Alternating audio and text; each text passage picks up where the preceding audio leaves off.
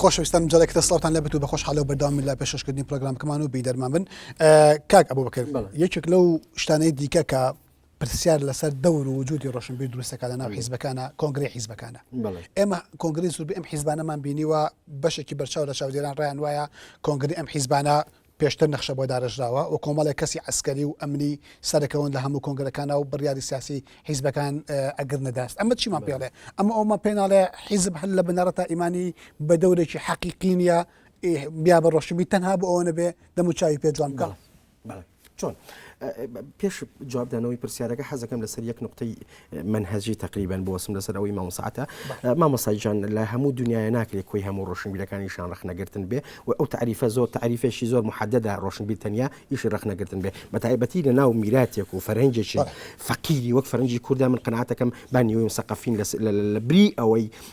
ڕخنە بگرن فکرین تاجکەن حسن بە کارەکەیشی تەرجمە من لەگەڵ ئەوەمیتر ڕخنەکانیش خۆ ڕخنەیەکی بنەمایشی زانستی و بنەمایشی ئەکادیمی میتۆدۆلۆژی نیە. سەبارەت بۆ پرسیاری کاکومە پرسیارەکەی بەڕێز کۆنگرەی حیزبەکان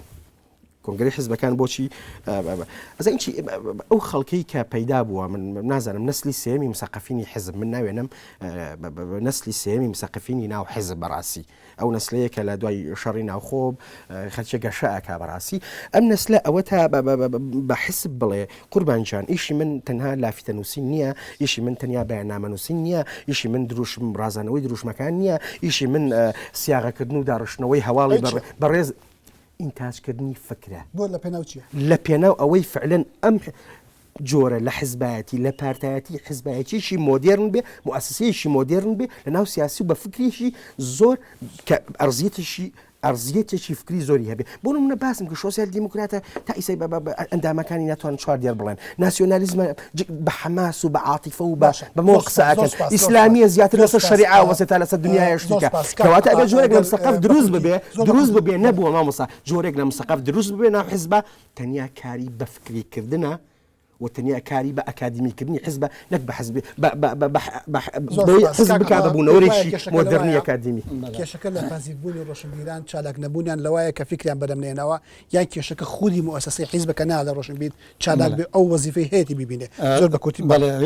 کاگومێت تاوان کەی مرۆڤ بتوانێت فکر بەرهەم بێنێ کاتێ بتوانێت تەئەمولی هەبێتی ڕامانەیە بێ من پێم وایە لە ناو موسسەی حیزبەوە بە تایبەتی لە کۆمەلگایەکی دواکەوتوویەک و کۆمەلگای کوردیا ڕوبەری تەئەمولکردن و تێڕامان و حتا ڕوبەری خیالکردنەوە ڕوبەرێکی زۆر تەسکا چونکە کادری حیزب ئەبێ وەکو بەرنامەی حیز و وەکو سەرکردایەتی حیزب و وەکو پەیڕۆ پرۆگرامی حیزب بیرکاتەوە من پێم وایە ناتوانێت لە دەرەوەی بیرکاتەوە کە ناتوانێت لە دەرەوەی ئەوە بیرکاتەوە ناتوانێت شتێک بەرهەم بهێنێ کە لە استراتیژ و بەرنامە و ئایدۆلۆژیای حیزب جیاواز بێ و بەڵگەشمان هەیە لە کوردستانە مێژووی حیزبایەتی ئەوە نزیکەی 50 ساڵی تێپەر کردو هەتاکو ئێستا پێم بڵێ ئەو فکری لە کوردستان لە ناو حیزب بەرهەم هاتووە چیە نەخێر هەر با لە کۆمەلگای کوردیەوە لە دروستبوونی نووسینەوە هەتاکو ئێستا ئێمە چه فکرێکمان بەرهەم هێناوە شتێک نییە ناوی بەرهەمێنانی فکر بێ شتێک ناوی فکری کوردی بێ من شتێک ئێمە هەتا ئێستا گومان لەوە کە شتێکە بێ ناوی ناسیۆنالیزم بێ بەڕاستی کورد هەتا ئێستا بزوتنەوەیکی ناسیۆنالیزمیە هەتا ئێستا شتێک بەرهەم نەهاتوە ناوی پرۆژەی ناسیۆنالیزم بێ لە کوردستانە ئێمە عاتیفەی ناسیۆنالیست هەیە دروشمی ناسیۆنالیزم هەیە بەس بەڕاستیەکەی هەتاکو ئێستا ناسیۆنالیزم نەبووە بە پرۆژەیە کە توانی بێت بە بزوتنەوەیکی جەماوەری یەک ملاحەزەم هەیە یعنی ئەوەی کە حزب نایڵێ ئێمە تەئەمولکەن بیر بکەینەوە جارێ کێشەیەک و بنیادێکی کۆمەڵگەیی فەرەنجی گەورەیە ینی حزب شەو بەسەرمانەوە نەوەستاوە لە ژوورێکی تاریکە ئێمە تەئەمول بکەین بەڕاستی کە کێ حزب ئەم فەزای زیاڵ ئەم فەزا و ئەتمۆسفێرە یعنی چۆن لە دەرەوەی حزب من تێناگەم یعنی ئیلا ئەبێ وەکو حزب بکەیتەوە نا یعنی ئیسا من خەریکی جیل دوڵوزم بە فەڕەنسی کەی پارتیاتەوە قوربانجان خەریکی کاک فەلاحمان لەگەڵە لە هەڵەبجا بەڵێ کاک فەلاح ئەم کاتت باش و فەرموو پامەکەت بگەێنە. ئەلو کاگومێت ئێوارە باش ئێوارە باش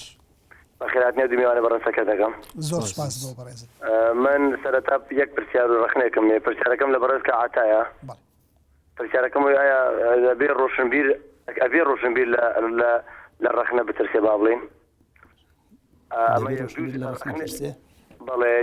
ئەمە یەک دووش ڕخنەم لە بەرنامەکە دەیەکا کەونێژیان بەڵێ فەرموو زۆر جار بینەران ئاگادارم دوور و نزیک پەیوەندی ئەگرێن بە بەرنامەکەتەوە یەکێک لەوە نەخۆم کە پرسیارەکەن یا با بڵێن پێشنیار و سەرنجێکیانێت لە میوانەکانت بەڕاستی بە شێوەیەکی ڕاستەخۆ ناچێت لای میوانەکانت کە پرسیار و ڕاو سەرنجی بینەرەکان بە ببوورە پرسیارەکەی جەنابەت چی بوو ئێستا ڕخنێکم لەسەر وتم جەنابەت ئەویش ئەوەیە کە بینەرەکانت ببوورە پرسیارەکەی پێشترت پرسیارەکەی پێشم ڕۆشنبیر لە ڕخنە بترسێت. ڕۆشنبیر لە ڕخنە بترسێ بەڵێ زۆر سپاس دەکەم بۆ جەنابیشت و بۆ هەموو بینەرانی ئازیزیش کە پەیوەندیمان پێوەکەن ئێمە زۆر جار کۆمەڵێک پرسیاری زۆر و هاوشێومان بۆیە چ لە ڕێی تەلەفۆنەوە چ لە ڕێی فەیسبوک و ئیمەیلەوە ڕەنگە 10 تا 15 پرسیار بێت هەرێکێک لەو پرسیارانە بخۆیتەوە بەرنامەیەکی وێ کاتێکی زۆریە من ناچارە بم ئەو پرسیارانەی کە هاوشێوەن یان یەک ناوەڕۆکیان هەیە کۆیان بکەمەوە بە شێوەیە گونجاو سیاغی بکەم و بیخەمە بەردەم میوانەکە بەو شێوەیە معالەجەی پرسیارەکانمان کردو ئەجینا قەدرە الئیمکان پرسیاری هیچ بینەرێک و هیچ هەوڵاتیەکمان فرامۆش نەکرد و سپاس بۆ پەیوەندەکەی جەنابەت کاک فەلاح کاک فەتحیمان لەگەڵا لە چەمچەماڵ کاک فەتحیم کاتت باش و فەرموو ببوورە بەڕێز هاوژین خانمان لەگەڵا لە ژاراوە هاوژین خان ئەم کاتت باش و فەرموو ئەم کاتی تۆش باش کاگومێجان خۆشحاڵم کە توانین پەیوەندیەکە وەرگرم سپاس بۆ هاوڕێی بۆی وەرگرتم هەڵبەتە بابەتی باسەکەتان زۆر زۆر گرنگە بەلامەوە من وەکو سەردا وەکو کچێک دواتر وەکو مامۆستای قسە دەکەم پاڵادێکی زۆر پشتگیری قسەکانی کاغاپا دەکەم دەستی خۆش بێ من یەک پرسیار لە کاک ئەبوبەکر دەکەم ئایا ئەم دوو حزبی دەسەڵاتە چی نرخێکیان هێشتۆتەوە بۆ ڕۆشنبیر من کە مامۆستایەکەم ینی هەروەکو خۆم یانچیلی مسەقەفین مامۆستا مهندس دکتۆر رازانچی هەمووی بێت دەست بگرێ بە کڵاوەکەی خۆیەوە بانەی بە بۆ لەبەر ئەگەر قسەیە بکە ئەگەر ڕەخنە لە حکوومەت بگرێ بە تێکدەر و نازانم کۆمەڵێک شت وەسفی دەکەن هەڵبەتە من ڕەخنەگرتن بۆ شێوە ناڵم ڕەخنەی ڕوخێنەر منیش لەگەڵی دانیم بەڵام مەبەستم ڕەخنەی دروستکەرە کاتێک کە گەنجێک کە مەسەقەتێک کە ڕۆشنبیرێت دەیوێت قسەیە بکات نەڕەخنەرە دەسەڵات بگرێ بەڕاستی حەقات زۆر سپاس بۆ پەیوەندەکەت خاتوواژین فەرموو بەژێت فەرموو وەڵام پرسەرەکە ئایا ڕۆشنبیر دەکرێت لە ڕخنا نەخێر من پێم وایە ڕۆشنبیریش هەر وەکو هەر کەسێکی کە مرۆڤە بەڵام بەڕاستی خۆی ئەگەر من بۆ خۆم لەو کەسانم پێم وایە شتێک نییە بەبێبوونی ڕەخنە ناوی بنیت ڕۆشنبیر واتە پێناسی ڕۆشنبیر لەگەڵ ئەوەی کە دەبێ ئۆرگانێک کائینێکی ڕەخنەگر بێ بەبێ ئەوە پێناسی نییە مادەم ئەمە پێناسی ڕۆشنبیر من پێم وایە ڕۆشنبیر نابێ نە لە ڕەخنە بترسێت نە لەوەش بترسێ بەڕاستیەکەی کە کاتی ڕەخنە دەگرێت بێت لەوە بکاتەوە کە ڕوبەڕووی چی دەبێتەوە کێپی خۆش و کێپی ناخۆشە ئەوەی کە هەر ئەمەش پێم وایە ڕۆشنبیری حیزبی جیاکاتەوە لە ڕۆشنبیری دەروی حیزب چون کە ڕۆشنبیری حیزبی کە کاتی قسە دەکا دەبێ ئاگای لەوە بێ کە سەرۆکی حیزب و کە مەکتەبی سیاسی حیزب و سەرکردایەتی حیزب و بەرژەوەندەکانی ناو حیزبی و تەکەتولەتەکانی ناو حیزب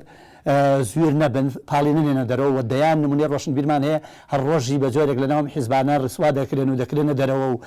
پۆستەکانیان دەرەکرێن و ڕۆژنامەکان لێسەندرێتەوە هەم ئەو واقعەکەیە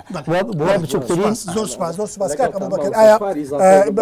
بارمەتی خۆتاکەەوە ئەتوانین وەڵامی پرسیارەکە بدەیت و من لە حەزیتریش بێتوانێت بڵێ ئایا ڕۆشنبیر وەکو هاوژین خان ئەڵێ هیچ نرخێکی ڕاستەقینەی بۆ نەماوەتەوە و ناچار بۆ دەست بە کڵاوەکەی خۆیەوە بگرێبانێ بە لە ناو حیزبە بە احترامەوە مەزموعەیە کە ناکرێ پێیان بڵێ ڕۆشنبیر مەزموعەیە احترامن ئۆپۆرتۆنیستی ئینتیهازی مەسلحەت دۆست و مەسلحەت تەڵەبن بە فعلی لەگەڵ شەپۆلەکە ئاڕۆن من لەما لەگەڵتان مامۆستای جان لەما لەگەڵتان یعنی موسەقەف هەبووە دەرکراوە لەناو ئەحزابەکانە من نموزجیش ئەتوانم بدەمێ بەڵام ئێمە هەر پاشە قشە بکەین نەخێر مامۆستا من لەناو برادرانی پارتیا ناسراوە بە خیتابێکی نەقدی تۆزە ڕادیکاڵانەشم هەیە بەس قزم ئەوەیە لە شوێنێکی تاسەر لێت قوبوڵ بکەن ئەگەر ڕەخنەگەر بەڵێ قوربان جان ڕەخنە شتێک نییە بتبەخشی و لێو سێنێتەوە قەنەعاتێکی ترە قەنەعاتێکی ترە ینی ناوە چییە ئەو پرسیارەی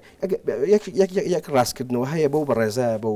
هاوشین خانەگەرن کردێ باسی مامۆستا و مهندس و ئەم شتانی کرد جارێ ئەمەە موسەقەف جایە مهندس جایە دوو شتی جایە ینی خۆ شت نییە بە موسەقەف ئەم و مهندسێک و ئەندازیارێک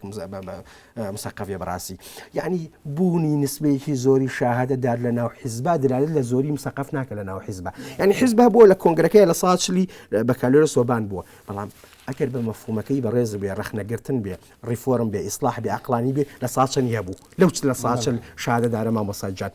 لەناوە نا کەواتە مسەقف خاوەنی هین بەدەر لەوە مامەسا یەک نمونەت بۆ ئەهێنمەوە ئێمە دنیایەک ڕژاکەین ئەو ڕۆشنبیرانەی کە لەناو حزبن ئەڵێن یەک لەشکرتان لە خاوەنی بڕوانامە پێکێناوە بە تەسکیە بە مەکرەبەی حزب چۆن لە فەڕەنسا دوو پەیوەندیمان لەگەڵایەت دوای دەمەوەات کاکسەرتیبمان لەگەڵا لە چەمچەماڵە کاکسەرتیب ئەم کاتت باش و فەرموو پەیوەندەکەت بکە شەو باش و دەستخۆشی ئەو تەوەرەت یەکەم برای بەڕێزم زۆر سپاس بۆ جەنابەت برای بەڕێزم هەوڵ و خەبات و تێکۆشان و ماندووبوونی ئێمە ساڵەهای ساڵە لە پێناو سەروەری و ئازادی و ڕەخنە و ڕەخنەگردنیش ڕەخنەش نیشانەی دڵسۆزی و بنیادنانێکی نوێیە لە نیشتیمانە بەڵام معنای ئەوە نییە هەر تەنانەت ڕووناکبیر و نووسەر و ڕۆشنبیر مافی ڕەخنە و ڕەخنەگردنیان هەبێ و ئەوان بزانن معنای ڕەخنە چییە هەموو تاکێکی ئەم کۆمەلگایە مافی خۆیەتی ڕەخنە بگرێ و لە مەعنا و مەفهومی ڕەخنەشتی ئەگا بەڵام من زیاتر پرسیارەکانم بۆ کاکی قەرەداخیە برای بەڕێزم لە ئێستادا ئێمە نابێ بڵێن ئەبێ هاستی ڕەخنە و ڕەخنەگردن و ئازادی و میدیای ئێمە لە ئاستی سوید و نەرویج و هەند و بەریتانیا بێ برای بەڕێزم کاکی قەرەداخی ئێمە لایەزان لە بەردەم ڕەشەبایان بۆ ڕووخان کەی هەر کاتێ ئێمە وەکو گەلانی سەر ڕووی زەمین بووین بە خاوەن ئاڵا و حکوومەت و کیان و ئەمنی قەومی بەڵێ زۆر سپاس کاکسەرتیب کاک فەتحیمان لەگەڵا لە چەمچەماڵ کاک فەتحی ئەم کاتت باش و فەرموو زۆر سپاس بۆ جەنابەت بە خێراتنی و دیمیوانە بەڕێزە دەکەم زۆر سپاس بۆ جەنابیشک دیارە من پرسیارەکەم بۆ مندوبی بەڕێز بەخوا ناوی نازانم کە مندوبی پارتیا لێرە و خزمەتکاری ئەوە بەڵێ فەرموو من پرسیارێک لەو بەڕێزە دەکەم ئایا واجباتی حکوومەت لە هەشتەکانەوە هەتا ئێستا هەتا ئەم دقەیە بەرامبەر بە سیاست بەرامبەر بە اقتصاد بەرامبەر بە کەرامەتی ئینسانەکان بەرامبەر بە نخبەی ڕۆشنبیر بەرامبەر بە گریمان درۆیەک دزیەک دەکرێت واجباتی ئەگەر دەوڵەتم بۆ جیاکاتەوە لەگەڵ قسەی ئەو پیاوە بە ڕێزەویش ناناسم چێ زۆر مەمنونم وەکو جەدۆلێک بەڵێ زۆر سپاس زۆر سپاس بۆ پەیوەندەکەت باوکی محەممەدمان لەگەڵە لە کەرکک باوکی محەممەدەم کاتت باش و فەرموو ئەم کاتتان باش و دەستخۆشی بەنامەکەتان یەکەم زۆر سپاس بێگومان پرسی بوونی ڕۆشنبیر یان ڕۆڵی ڕۆشنبیری کوردی لەناو ئەحزابی سیاسیە من پێم وایە لە چوارچێوەی نەزەریە و بیرۆکە دەرنەچووە و ئەگەر تەماشای مێژووی 60 ساڵەی خەباتی نێتەوەی کورد بکەی بە سەرکرداتی ئەو هێزە سیاسانەی کە ئێستا بوونیان هەیە تاکە تاکو ئێستاش هیچ سیاستمەدارێک لە دوای وەکو مامۆستا قەرەداخی باسی کرد دوای ئیبراهیم ئەحمەد و هەمزە عەبدوڵڵاوە هیچ سیاستمەدارێکی ڕۆشنبیری کوردمان نییە خاوەن بەرهەمێکی سیاسی یان خاوەن نەزەریە و تیۆرێک بێ کە ئەو تیۆرە بە خاوەنەکەی بناسرێتەوە ئەمەش بەڵگەیە بۆ هەژاری کای سیاسی کورد لە پیاوی ڕۆشنبیر بەداخەوە ئەوەی کە وای کردووە کە لە ناو هێزە سیاسەکانی کوردستانە ڕۆشنبیر بوونەوەرێکی داما و بێدەسەڵات بێ ئەوە سیاسەتی هێزە سیاسیە گەورەکان خۆیان بووە بەردەوام وەکو مامۆستا قەرەداخی ئاماژەی پێکرد چەک بەدەستەکان هێزی کاریگەر و ناسراو بوون و قەڵەمەدەستەکانیش خەڵکانی پاشکۆ و خەڵکانی چاولەدەستی ئەوانی تر بوونە هەتاکو بۆ شێوێش کورد سیاست بکات پێم وانێ ڕۆڵی ڕۆشنبیر لە هێزە سیاسەکانی ئەوڕێ کوردستانە بەڵێ زۆر سپاس دوایین پەیوەندی بەرنامەکەمان لەگەڵا کاک بەرزان لە کەرکک کاک بەرزانم کاتت باش و فەرموو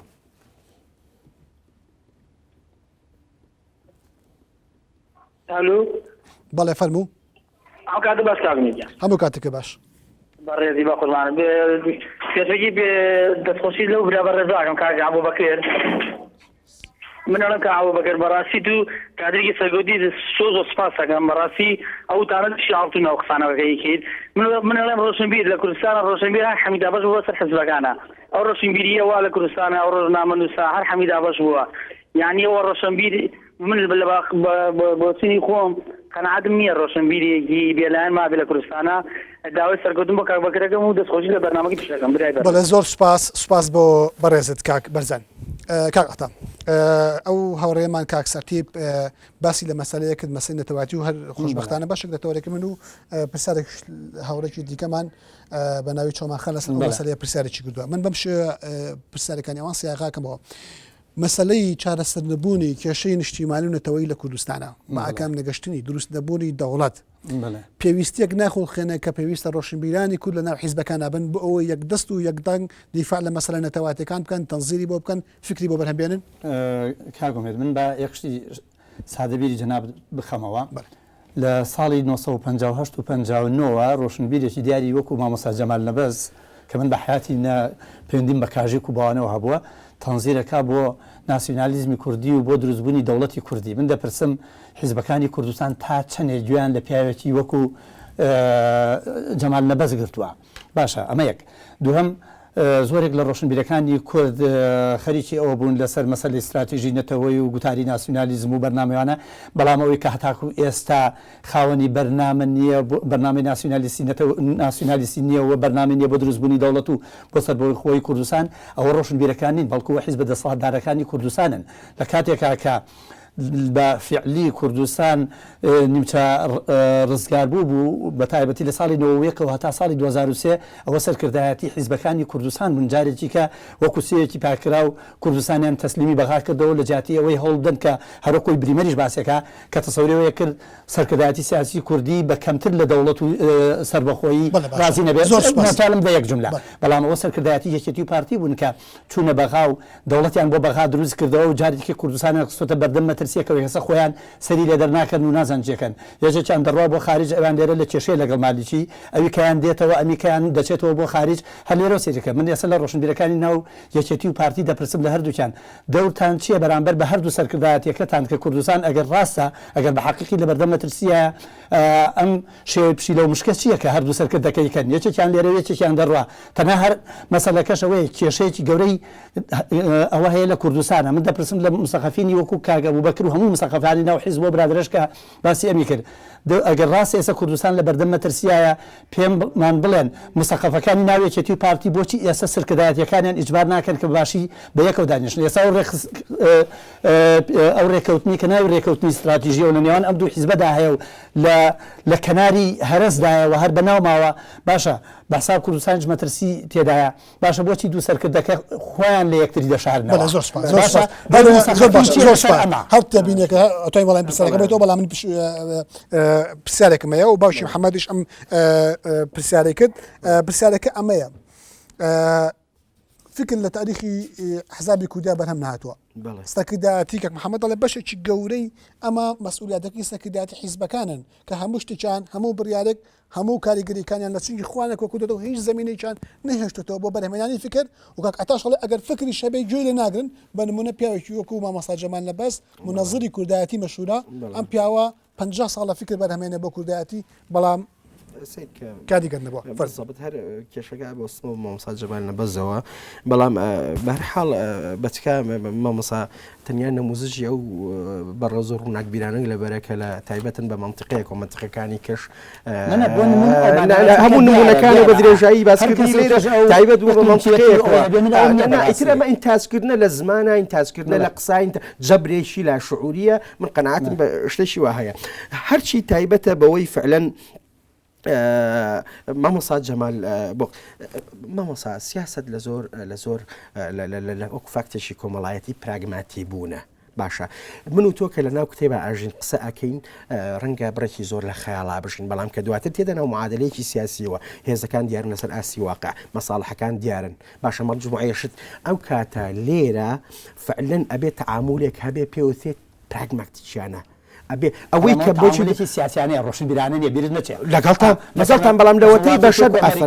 ئەمریکان ئەمریکا سیستەمێکی پراگماتیکە بەڵام مستەقافە جدیەکانی ئەمریکا لە ناو سیاسەتی ئەمریکا لە جۆری گران فۆلەر و ستینباڵۆ و لە جۆری چۆمسی هیچیان لە ناو سیاست جیان نابێت ڕاستە ئازانشی مامۆستا من بۆ خۆم پیاوێکی پراگماتیکی نیم و ئەنتی پراگماتیکیشم بۆ حکومەی کە تەئسیری مەدرسەیەکی فەڕەنسیم لەسەرە بەڵام مامۆستای جان من ئەگەر یەک قسە بکەم یعنی هەموو ئەو تهمەتانەی کە ئەبەخشێتەوە بەسەر حیزبە بڕێک ڕاستە بڕێک ڕاستە ڕاستەکەی ئەوەیە بە فعلی ئەگەر تۆمەت بەس بۆ پێڵی تۆمەت بۆ ڕخنندە هەندێکی تۆمەتی تێگەی هەندێکی ڕخنەیە لەوەدا ڕخنەیە بە فعلی تەبیعەتی کای سیاسی وایە هەر مەجای بە پەلە هاوێژێ بەڵام سەقف ئەبێ چی بێ ئەبێ یەک کەناڵیزەی بکە بۆ سەقفی ئەمڕۆی ناو حزبەمی پاسیف بووە هینتاجیان نەبووە ناچارە حزبیش بەفعلی زۆر وای قسەتە شتێک بە کورتی بەڵام آخر قسە کە ئەوەیە فعلەن نەموزجێکی تر لەو نەموزجەی کە بەڕێز باسەکەیت و کە هەموو پاشکۆ بێ و ئیشی لافیتر نەموزجی تر پیا بووە هەیە و ئەبێ هەش بێ و ئەبێ پاشەکشێ بە زۆر سپاس مامۆستا دو قسە دەوبارەوە دو قسەی من ئەوەیە من ئومێدوار بووم کە ڕۆشنبیران لەناو دەسڵاتی کوردی لەناو حیزبی کوردیان لە پێگەی بڕاردانە بووناتون کە دڵنیام ئەگەر ڕۆشنبیر لە پێگەی بڕاردانە بۆیە لە کوردستانە بە تایبەتی لە نێوان ئەو دوو حیزبە سەرەکیە ئەو هەموو بڕیارە بێسەروبەرەی کە لە ماوەی دروستبوونی ئەو دوو حیزب تاکو و ئێستا درا من پێم وایە ئەو بڕیارانە بەو شێوە نەدەڕۆشت و کوردیش ئێستا لە بەردەمی ئەو مەترسیانە نەبووتون کە ئەگەر عەقلی ڕۆشنبیر باڵا دەست بووایەوە بڕیاری ڕۆشنبیر وایە من دڵنیام بەلایەنی کەمەوە لە ساڵی 1992 کورد دەبووە خاوەنی سەربەخۆی و دەوڵەتیشی دەبوو بەڵام هەتا بەم شێوە ڕۆشنبیر پاشکۆ بێ لە ناو حیزبە ڕۆشنبیر بەم شێوەی پاشکۆ بێ لە ناو حیزبە من پێم وایە تەنها ئیش و کارە نابەجەکانی سەرکرداتی سیاسی کوردی جوان دەکات و هیچی پێ ناکرێت ئەگەر پاشکۆ بێ و پاشکۆشە تا ئێستا پەیدا بووە ناپاشکۆی ئومێ دەکەم پەیدا بێ بەڵام ئاسوێ دیار نییە زۆر سپاس خۆشەویستانەوەی کە گوتان لە گفتووە پێدەم بۆ سەبارەت بە پەیوەندی نێوان ڕۆشنبیران و حیزب لە کوردستاندا بە میوانداری هەرێک لە بەڕێزان ئەمە ساعەتا قەلەداخی نووسەر و بەڕێز ئەبوبەکر جاف توێژەری سیاسی و کادری پەشکۆتیی پارتی دموکراتی کوردستان سوپاس بۆ ئێوەی ئازیزیش کە بەشدار بوون لە بەرنامەکەمانە سوپاس بۆ هەموو ئەو بینەران ئازیزانەی کە ئەم کاتان لەگەڵمان بەشدار بوون و بینەری پرۆگرامەکەمان بوون کاتێکی خۆش بۆ هەموو لاک و زۆر سوپاس زۆر سپاس زۆر سپاس